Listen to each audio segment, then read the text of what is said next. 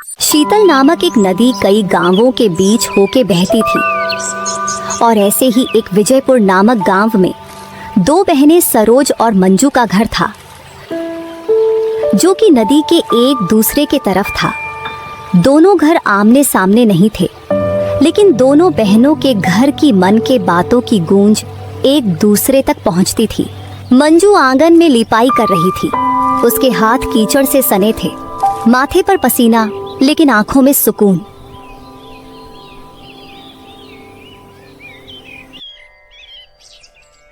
सुनो जी, देखो ना, सुबह से लगी हूँ। मिट्टी भी खुदा डाला, पानी भी भर लाई। मैं नहा के चूल्हा जलाऊंगी और खाना बनाऊंगी। तब तक आप भी जल्दी से हाथ मुंह धो लो, क्योंकि आज मुझे भी खेत जाना है ना। मैं भी साथ चलूंगी। आज की बुआई बड़ी जरूरी है। आज कोई छोटा मोटा दिन नहीं है जी। अरे भाग्यवान, तुम्हारे काम को देख के मन कहता है तुम्हें 2 हाथ नहीं, भगवान ने 4 हाथ दिए हैं। सवेरे से एक पल भी चैन से नहीं बैठी, लेकिन तुम ये भी तो सोचो, अपना तन मन खपा के मेरा पेट भरती हो। कभी अपने लिए भी सोच लिया करो। चलो, खेत में तो मैं हूं ना, थोड़ा बहुत तुम्हारे बिना भी कर लूंगा। तुमको खेत जाने की जरूरत नहीं है, मैं सब संभाल लूंगा। ना जी, ऐसे मत कहो। खेत कोई पराया थोड़े है। हमारी जीवन की रोटी वहीं से पिसती है। एक एक बीज मेरे हाथ से गिरेगा, तभी तो फसल पर अपना अधिकार लगेगा। और वैसे भी जब आप साथ होते हो तो सारी थकान कहीं मानो उड़ जाती है। नहीं भाग्यवान, आज तुमने बहुत मेहनत कर ली है, बाकी का मैं देख लूंगा। वैसे भी ऐसे ही तो जीवन जिया जाता है। बिना किसी शिकायत के एक काम तुम करो, एक मैं करूं। यही तो खुशहाल परिवार की निशानी है। मंजू अपने पति के प्यार से समझाने पर मान जाती है और ऐसे ही दोनों एक दूसरे को समझ के खुशी से अपने जीवन बीता रहे थे। यहाँ सरोज, मंजू की बड़ी बहन, जो मिट्टी का चूल्हा जलाकर रोटियां सेंक रही थी। उसका बेटा बबलू उसके पास बैठा था। सामने खटिया पर श्यामू बैठा था, आंखों में आलस और थकान लिए। सरोज, रोटियों की खुशबू तो अच्छी आ रही है, पर एक बात पूछूं, कितना वक्त लगेगा खाने में? क्योंकि खाना बनने के बाद मुझे खाना देके बबलू के साथ तुम्हें ही आज खेत की तरफ जाके देखना होगा। मैं आज नहीं जाऊंगा, मुझे बहुत नींद आ रहा है। अरे ओ पतिदेव, उठ भी जाओ कभी। सारा दिन ऐसे बैठे ही रहोगे क्या? सवेरा हो गया और थोड़े देर बाद दोपहर भी हो जाएगी, लेकिन तुम अभी तक खाट चिपकाए बैठे हो। ना नहाते हो, ना रोज खेत जाते हो। पड़ोस की औरतें तो कहती हैं, देखो सरोज, तू खून पसीना बहाती है और तेरा मर्द बस घर में लेटता रहता है। अरे तंग आ गई हूँ तुमसे मैं। अरे तो क्या हो गया?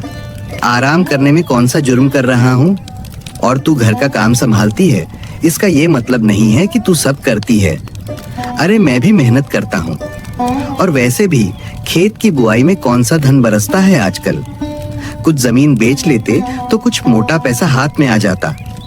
और मैं तो कहता हूँ कि जो तेरे माता पिता की जमीन है वो जाके मांग लेते हैं, उसे बेच के अच्छा पैसा मिलेगा। तो क्या बेच दूँ सब?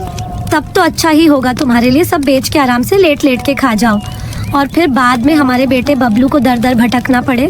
और रहा सवाल मेरे माता पिता की संपत्ति का, उसे तो मैं कब से लेना चाहती हूँ, लेकिन माँ बाबूजी थोड़ी ना मुझे अकेले सब दे देंगे। वो है ना मेरी हिस्से की भागीदार, मेरी छोटी बहन मंजू। उसे छोड़ के मुझे कुछ अकेले नहीं मिलेगा। हर वक्त गुस्सा करती रहती है। अरे कभी ठंडे दिमाग से भी सोच और समझा अपनी बहन को कि तुझे जरूरत है पैसों की, इसीलिए तुझे ही सब दे दे। तेरी बहन मंजू तो कितनी अच्छी और समझदार है, वो मान जाएगी। हाँ हाँ, तुम्हें बड़ा जानकारी है मंजू के बारे में, जैसे वो कोई देवी हो जो हमें सब कुछ दान कर देगी। अरे उसका पति कोई बड़ा जमींदार नहीं है जो वो माँ बाबूजी की संपत्ति का हिस्सा नहीं लेगी। और वैसे भी तुम्हें मेरे माता पिता के संपत्ति के ऊपर ध्यान देने की जरूरत नहीं है। तुम भी तो मंजू की पति की तरह अच्छे से मेहनत करके अपना घर चला सकते हो, लेकिन नहीं, महाराज को तो दिन भर चारपाई पर लेटना है। अरे क्या तुम सिर्फ ताना ही देना जानती हो? भूख लगी है, मुझे खाना दो जल्दी से। हाँ हाँ, मैं तो बस तुम्हारे लिए खाना ही बनाती रहूँ ना। हाय मेरी फूटी किस्मत।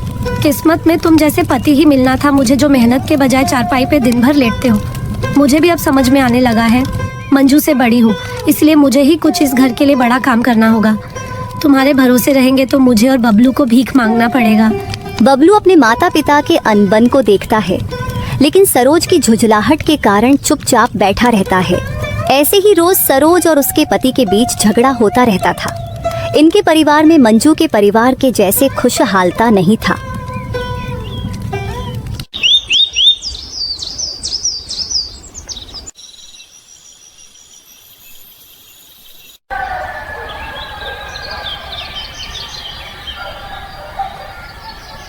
अगले दिन सरोज मंजू से मिलने उसके घर जाती है।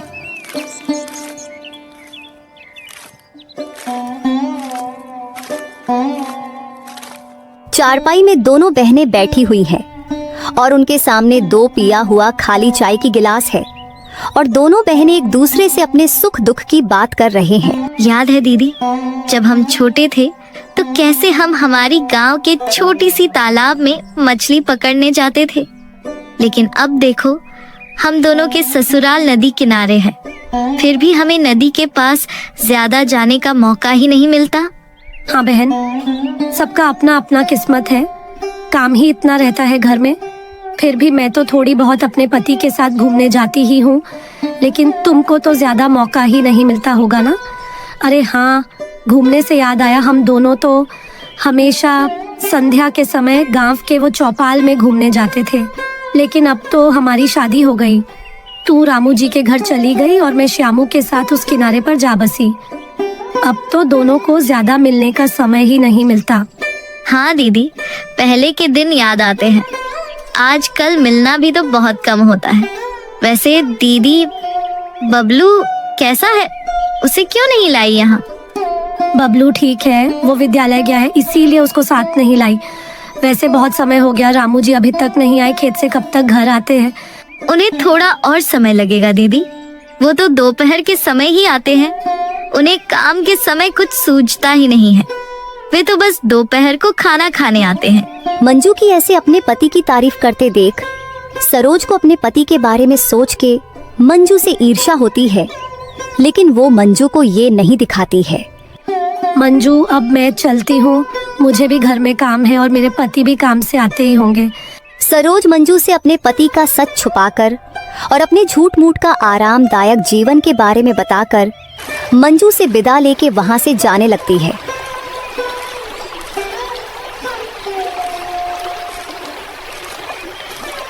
हरिपुर गांव, बुजुर्ग माँ बाप का घर, दोपहर का झपकता सूरज, सामने पीपल के पेड़ की छांव में एक पुराना घर। भीतर बैठे हैं हरनाम और सुगंती। दोनों के चेहरे पर उम्र की लकीरें हैं, लेकिन आंखों में अब भी अपनी बेटियों की चिंता की चमक बाकी है। सुनिए जी, मैंने आजकल एक बात पर बहुत ध्यान दिया है। सरोज जब भी आती है, चेहरे पे मुस्कान कम, चिंता ज्यादा होती है। और मंजू, वो तो दिखती है जैसे सब ठीक है, लेकिन उसकी थकावट आंखों से झलकती है। हाँ, वे लोग बेटे नहीं, हमारी बेटियां हैं। दोनों ने अपने हिस्से का सुख दुख खूब झेला है। सरोज ने मेहनती मन पाया, लेकिन किस्मत ने उसे आराम नहीं दिया। और मंजू, वो तो रामू के साथ जी तोड़ मेहनत कर रही है। और आपने देखा नहीं, सरोज के मुंह से श्यामू का नाम अब सिर्फ झुंझलाहट में निकलता है। हमें आंखें मूंद लेने से सच तो नहीं छिपेगा ना। हरनाम चुप होकर सिर झुकाकर नीचे की ओर देखता है। उसकी आवाज धीमी है, लेकिन सोच गहरी। तो क्या करें? अब तो हम भी उम्र के उस मोड़ पर हैं जहाँ शरीर जवाब देने लगा है। लेकिन एक फैसला हम कर सकते हैं जो हमारे बाद उनकी जिंदगी आसान कर दे। मुझे लगता है आप जो सोच रहे हैं, मैं भी यही सोच रही थी। अपनी जमीन, घर, जो कुछ है वो दोनों बेटियों में बराबर बांट देना चाहिए। हाँ, लेकिन लोग क्या कहेंगे कि बेटियों को सब दे दिया, अब जाके दोनों बेटियों के पास रहने लगेंगे और उनके ऊपर बोझ बनेंगे। कौन लोग? वो जो हमारे दुख में कभी साथ नहीं खड़े हुए, जिन्होंने हमारी बेटियों को कभी पानी तक नहीं पूछा। सुनिए, हम वो करेंगे जो सही है। मंजू और सरोज दोनों हमारे बच्चियां हैं, और अगर हमने उन्हें बराबरी नहीं दी तो ये नाइंसाफी हमें जीवन भर काटेगी। ठीक है, फिर जब वो दोनों आएंगे तब हम लोग इस बारे में उनसे बात करेंगे। सुगंधी हल्की मुस्कान के साथ पति की बात सुनकर संतोष की सांस लेती है और दोनों चुप हो जाते हैं। सरोज का घर, वही दिन, सूरज ढलता हुआ। सरोज शाम के चाय नाश्ते के लिए रसोई के अंदर आती है। बबलू चुपचाप दूसरे कमरे में बैठा पढ़ाई कर रहा है। श्यामू, जो हमेशा की तरह संध्या के समय चारपाई पे सोया हुआ था, वो सरोज को देख जल्दी उठ जाता है। ओ सरोज, कहाँ मारी मारी फिर रही थी? देखा नहीं, दिन भर भूखा पड़ा हूँ, ना पानी ना रोटी। क्या इसीलिए ब्याह किया था तुमसे? बोल तो ऐसे रहे हो जैसे कि बहुत अमीर सेठ हो। अरे शुक्र मनाओ कि मेरे जैसी पत्नी नसीब हुआ है तुम्हें, नहीं तो पड़े होते कहीं किसी जमीन में। तुमको काम करना तो है नहीं, बस मैं ही खेत भी देखूं, बबलू को भी संभालूं, घर का चूल्हा भी जलाऊं और फिर तुम्हारी भूख मिटाती रहूं। तू तो बस लड़ने के लिए जीती है। मैं पूछता हूँ, वो जमीन जो तेरे बाप के नाम है, कब ले रही है तू उसे? अभी भी वक्त है, बात कर उनसे। अगर मेरे नाम का जमीन बेचने नहीं देती हो तो कम से कम तुम्हारी पिता की जमीन लेके ही थोड़ी जमीन बेचो, थोड़ा आराम मिलेगा। हाँ हाँ, तुमको तो बस आराम के सिवा और कुछ आता ही नहीं। और हाँ, आसान है तुम्हारे लिए बोलना कि जमीन बेच दो, लेकिन जिसने खुद एक दिन मेहनत न की हो उसे जमीन की कीमत क्या पता। मेरे माँ बाप ने खून पसीने से सींची है वो धरती। तुमको तो सब अपने पिता से विरासत में मिल गया है, और ये पुश्तैनी हवेली भी, जहाँ हम सब आराम से खा पी रहे हैं। सुन सरोज, मेरे पिता को लेके ताना मत दे। मैं जानता हूँ कि तू भी कम लालची नहीं है। तू भी अपने पिता की जमीन लेना चाहती है, और इसीलिए जो करना है जल्दी कर। हाँ, मैं करूँगी मुझे जो करना है। तुम इन सब में ध्यान मत दो। माँ बाबूजी की संपत्ति सिर्फ मेरी नहीं है, उसमें मंजू की भी हिस्सेदार है, तो बिना उसे कुछ दिए सब मेरे नाम करना इतना आसान नहीं है। माँ बाबूजी आसानी से नहीं मानेंगे। ये बोलने के बाद सरोज थोड़ा सोच विचार करती है और फिर रसोई में अपने काम में लग जाती है। उसी शाम मंजू का घर। रामू खेत से लौटा है। मंजू ने रामू के लिए चाय बनाई है और दोनों चारपाई पर बैठकर चाय पीते हैं। रामू थका हुआ है, लेकिन चेहरे पर संतोष है। आज की बुआई ठीक से हो गई। तुम्हारे बिना शायद इतनी जल्दी ना होती। तुम जिस तरह मेरा सब कामों में मदद करती हो, ऐसे तो मैं दुनिया का हर काम आसानी से कर लूंगा। आप तो बस मेरी तारीफ ही करते रहते हो। आपकी मदद करना मेरी कर्तव्य है। आप मेरे पति परमेश्वर हैं। बस आप हमेशा ऐसे खुश रहे, मुझे और कुछ नहीं चाहिए। ऐसे ही मंजू और रामू के पास ज्यादा कुछ नहीं होने के बाद भी दोनों आपस में बहुत खुश रहते थे, जबकि सरोज और उसका परिवार हमेशा तनाव में जीते थे।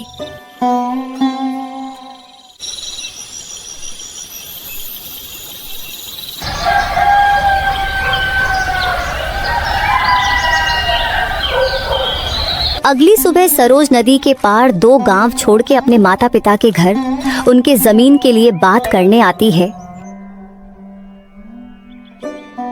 अरे सरोज, तू इतनी सुबह सुबह अकेली? सब खैरियत है ना बेटी? दामाद जी भी नहीं आए साथ में, और बबलू भी नहीं है? सब ठीक है माँ, बस मन भारी था, कहीं दिल लग नहीं रहा था। मैं सोचा आपसे बात कर लूं। तभी सरोज के पिता उसके पास आता है। तो तू आ गई मेरी बेटी, चल बैठ, तेरे लिए अपने माँ के हाथ से चाय बनवाते हैं। और हाँ, बहुत दिनों बाद आई है तू, इसलिए आज मुझसे पूरा दिन बात करनी होगी तुझे। सरोज बैठ जाती है। थोड़ी देर चुप्पी रहती है। तीनों के बीच कुछ ऐसा है जो कहा नहीं गया अभी तक, लेकिन हवा में घुला हुआ है। सरोज और ज्यादा प्रतीक्षा नहीं करती है और सीधे मुद्दे पर आती है। बाबूजी, ये चाय बाय छोड़िए। मैं जानती हूँ आप लोग मुझे बहुत प्यार करते हैं। आप लोगों ने हमेशा हमारे लिए किया, दिया, संभाला। पर एक बात है जो अब मैं आपसे छिपा नहीं सकती, मेरे हालात अब संभालने लायक नहीं रहे। श्यामू, आप तो जानते हैं, किसी काम का नहीं। घर के एक काम को भी हाथ लगाने को तैयार नहीं, ऊपर से गुस्सा, ताना और हर समय मुझे नीचा दिखाना। सुगंधी और हरनाम एक दूसरे की तरफ देखते हैं और माहौल चुप्पी भरी हो जाती है। बबलू की पढ़ाई का खर्च, घर का राशन, सब्जी, दूध सब मेरे सिर पर है। खेत भी मैं देखती हूँ, बाहर का काम भी। कभी कभी तो सोचती हूँ क्या यही जीवन है, बस झेलना, सहना, खींचना। सरोज के मुंह से ऐसी बातें सुन के हरनाम और सुगंधी को उसके लिए बुरा लगता है और हरनाम सरोज से पूछती है, बेटी, हम जानते हैं तू दुखी है, लेकिन बेटी तू अब करना क्या चाहती है? खुलकर बोल, हम तेरे अपने हैं। कुछ मदद चाहिए तो बोल दे। बाबूजी, मैं चाहती हूँ कि आप जमीन जायदाद की बात अब टाले नहीं। मैं चाहती हूँ कि आपकी कुछ जमीन मुझे मिल जाए और बाकी जो भी बचेगा उसमें आप दोनों रहना, ताकि कुछ तो अच्छे से जी सकूं, कुछ तो स्थिरता मिले मुझे। बेटी, ये तो हमने पहले ही सोच के रखा है, लेकिन जो भी बांटना है दोनों बहनों को बराबर बांट देंगे। मंजू भी तो हमारी बेटी है, जैसे तू है। लेकिन माँ, मंजू और मेरे हालत में फर्क है। मंजू के पास सब कुछ है, रामू उसके साथ है। रामू मेहनती, ईमानदार, खुद की जमीन है उसके पास और दोनों मिलके अच्छी जीवन बीता रहे हैं। उनके घर में चैन है, समझ है, सुकून है। और इधर मेरे हिस्से में तो बस संघर्ष है। क्या ये बराबरी है? बेटी, जरूरत और हक दो अलग चीजें हैं। मंजू अगर सुखी है तो वो उसकी किस्मत है, लेकिन इससे उसका अधिकार कम नहीं हो गया। अगर हम तेरी हालत देखकर सारी जमीन तुझे दे दें तो फिर मंजू का क्या?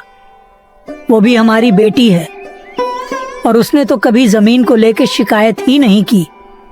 और वैसे भी तेरे पति के पास भी तो थोड़े से जमीन है। बस यही तो बात है, उसके पास सब है तो वो क्यों कुछ आप लोगों से मांगेगी? लेकिन आप लोग तो समझते हैं कि मंजू ने कुछ मांगा नहीं, इसीलिए वो ज्यादा योग्य है। मैंने मांग लिया तो मुझे स्वार्थी समझा जाएगा। सरोज की बात सुन के सुगंधी की आंखें भर आती हैं।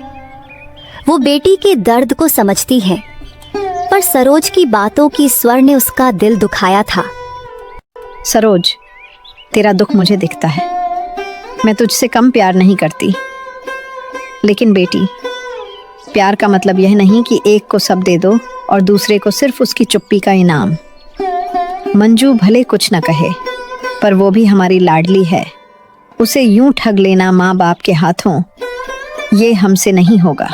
ठीक है माँ। बाबूजी, आपने जो समझा कह दिया। मैं सिर्फ अपनी बात कहने आई थी। जो भी होगा मैं मंजू से बात कर लूंगी।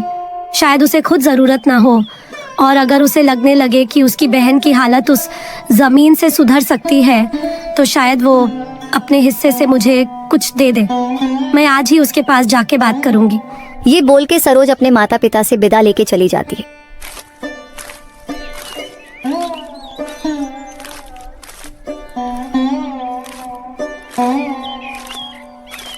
लेकिन हरनाम और सुगंधी को सरोज की बातें सुन के और उसके मनसा देख के बुरा लगता है। भाग्यवान, सरोज बहुत बदल गई है।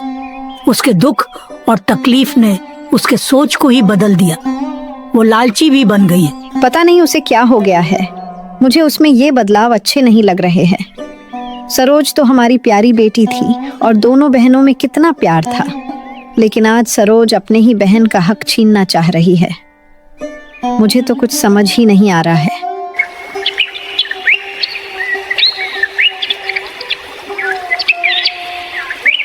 यहाँ सरोज दोपहर को अपने पति श्यामू के साथ मंजू के घर उनसे जमीन के लिए बात करने जाने के लिए तैयार होती है।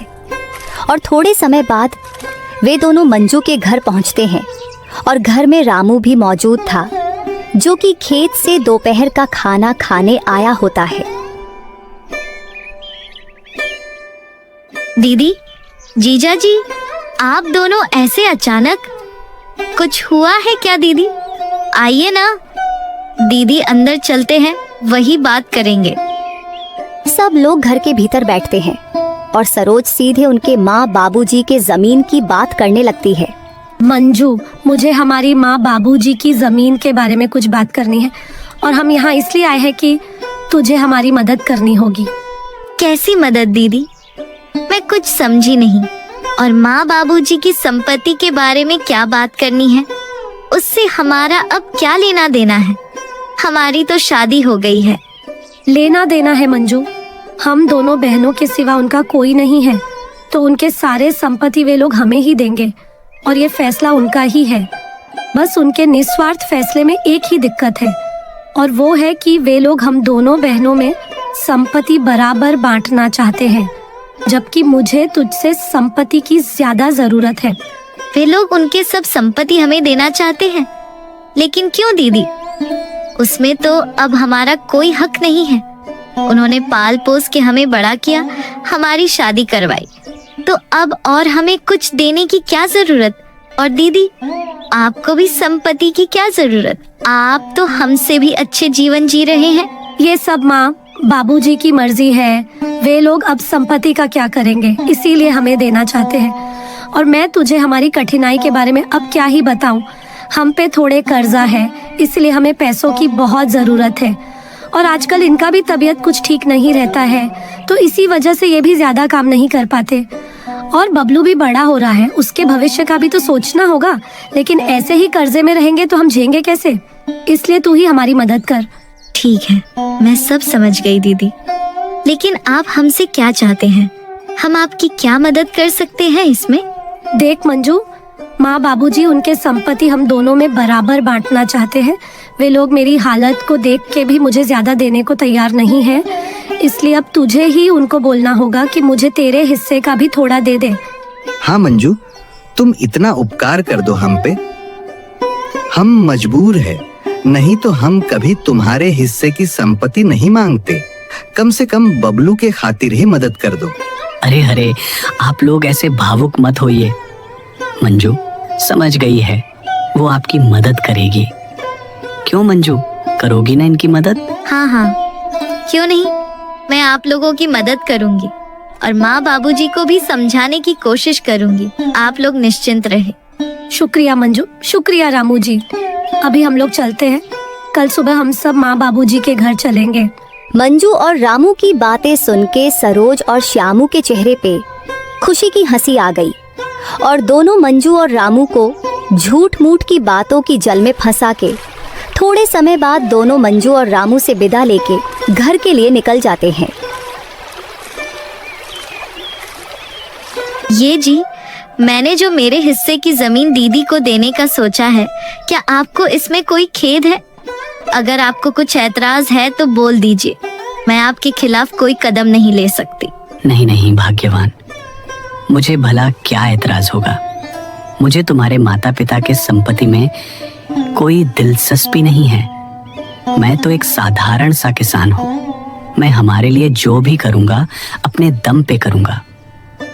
मुझे कोई ज्यादा संपत्ति की जरूरत नहीं है।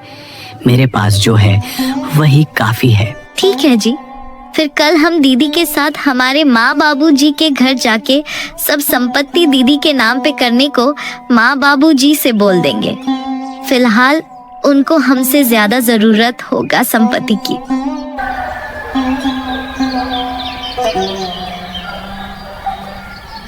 अगली सुबह हरनाम और सुगंधी का घर। आंगन में चारपाई बिछी हुई है और हरनाम और सुगंधी वहां बैठे हैं, और उनके सामने उनके दोनों बेटियां और उनके पति रामू और श्यामू बैठे हैं। आज तो दोनों बेटियां एक साथ है, ये तो आज घर में रौनक हो गई। कितने दिनों बाद सब ऐसे साथ में हैं। हम जानते हैं कि तुम लोग जमीन के लिए आए हो, फिर भी तुम लोगों को ऐसे साथ में देख के दिल भर आया है। सरोज बिना अपने माँ बाबूजी के भावनाओं को समझते हुए सीधे उनसे जमीन के बारे में बात करने लगती है। बाबूजी, माँ, मैं कल आपसे जो बात करने आई थी उसके बारे में मंजू से भी बात हुई, और मंजू मान गई है कि मुझे उसकी जमीन का हिस्सा भी दे दे। हरनाम और सुगंधी एकदम चौंकते हैं। उनकी नजर मंजू पर जाती है। मंजू, क्या ये सच है? हाँ बाबूजी, दीदी की हालत आप देख रहे हैं। अगर मेरे हिस्से से उनके जीवन में कुछ सुधार आ सकता है तो देने में मुझे कोई ऐतराज नहीं। बेटी, तू बहुत बड़ी दिलवाली है, लेकिन ये आसान नहीं है। तुम्हारे हिस्से का जमीन तुम्हारा है और उसे यूं छोड़ देना, हमें ये सोच के ही अजीब लगता है, तेरा जीवन भी तो कठिनाइयों से भरा है, तो तू क्यों अपना हक छोड़ रही है? माँ जी, हम लोग मेहनत करके कमा सकते हैं, लेकिन दीदी की हालत अभी सही नहीं है, तो उनको इसकी हमसे ज्यादा जरूरत है। मुझे पता ही था ऐसा ही कुछ होगा। ठीक है, अगर तुम लोग यही चाहते हो तो एक शर्त है। घर की जो जमीन है जहाँ हम अभी रहते हैं वो मंजू को देंगे। बाकी खेत और दूसरी जमीन, उसमें से मंजू का हिस्सा भी सरोज को दे देंगे और हम दोनों बेटियों के पास बारी बारी से रहेंगे। ये सुन के सरोज और श्यामू के चेहरे पर हिचकिचाहट आ जाती है। बाबूजी, ये कैसे होगा? आप हमारे साथ रहेंगे, लेकिन हमारी हालत वैसे ही खराब है और 2 लोगों का खर्चा कैसे उठा पाएंगे? और मंजू को घर की जमीन क्यों देंगे? हम तो चाह रहे थे कि सारी जमीन मेरे नाम, मतलब सरोज के नाम हो जाए। अगर ऐसा होगा तो हम आप लोगों को हमारे साथ रखने का सोच सकते हैं। ये तुम क्या कह रहे हो? भला तुम लोग ऐसी सोच कैसे रख सकते हो? तुम लोगों को मंजू की हिस्से का भी तो जमीन दे रहे हैं, अब क्या ये घर भी दे दे? इतना क्या हालत खराब है तुम लोगों की? वातावरण भारी हो जाता है। सरोज भी थोड़ी खींच में आ जाती है। माँ, हम तो बस सोच रहे थे कि अगर घर भी हमारे पास हो तो हमें सुविधा होगी, आपको हम अच्छे से रखेंगे। सुविधा जमीन से नहीं, नियत से होती है बेटी। तुम दोनों हमारी बेटियां हो और हम चाहते थे कि दोनों को संपत्ति का हिस्सा बराबर मिले, लेकिन अगर मंजू भी अपना हिस्सा तुम्हें देने को मान गई है तो तब तो हमारे पास यही रास्ता है, नहीं तो समाज हम पे बातें बनाएगा। हम ये घर तुम लोगों को देके तुम पे बोझ बनना तो नहीं चाहते थे, लेकिन अब यही एक रास्ता है। सरोज चुप हो जाती है। अपने माँ बाप को मंजू के तरफदारी करते देख उसको बहुत गुस्सा आता है, लेकिन वो कुछ नहीं कहती है क्योंकि उनको जो चाहिए था वो तो उनको मिल रहा था। दीदी, मेरे हिस्से में जो जमीन आई वो तो आपको दे दिया, लेकिन घर की जमीन वो माँ बाबूजी के पास ही रहेगी। अब माँ बाबूजी की उम्र भी तो हो गई है, इसलिए ये दोनों हमारे साथ ही रहेंगे, लेकिन इनके घर की जमीन और घर इनके ही नाम रहेंगे, हमें नहीं चाहिए। हम दोनों तो कहते हैं माँ बाबूजी आप हमारे पास रहिए, खेत खलिहान में आपका अनुभव भी काम आएगा और घर में आपका आशीर्वाद भी रहेगा। ठीक है बेटा, हम दोनों इस बारे में सोचेंगे। अगर हमें यहाँ कोई परेशानी आई तो तुम दोनों के पास रहने जाएंगे, फिलहाल तो हम यही रहेंगे। तुमको भी तो ये घर चाहिए नहीं, तो इसीलिए हम इसको छोड़ नहीं सकते।